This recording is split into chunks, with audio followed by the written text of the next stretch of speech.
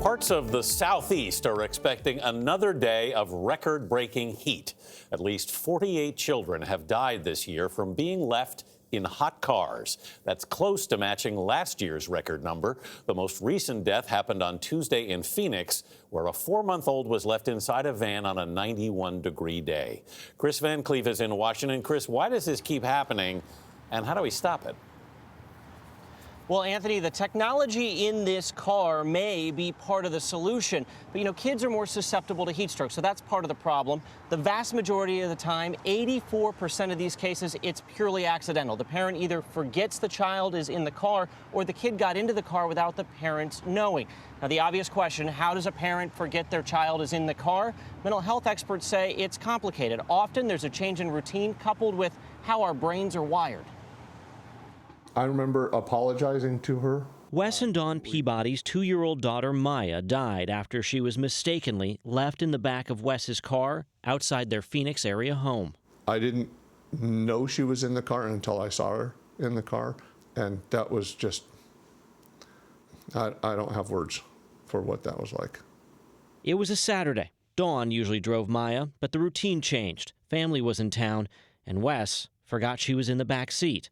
The knee-jerk reaction is to blame the parent. Dr. David Diamond is a psychologist and a leading researcher in this field. We have kind of a brain autopilot system that allows us to go from point A to point B without thinking about it. And it actually suppresses our awareness that the child is in the car. And what is so tragic is that they think they've actually gone to the right location, that the child's been dropped off at daycare. Since 1990, kids were unintentionally left behind in nearly 60% of these cases. Another 1 in 4 involved a child getting into the car on their own.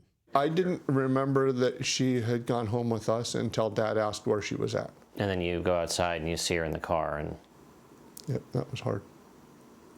Years later, that memory is still devastating.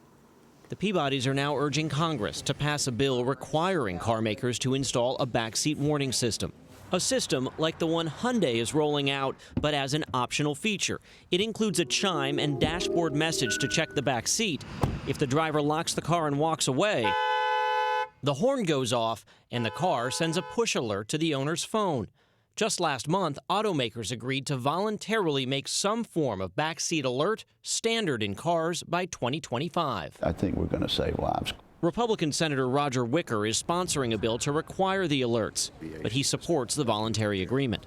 This is a quicker and better solution, and lives are going to be saved because of it. how confident are you in the automakers to hit the deadline they've promised to make? I'm very confident.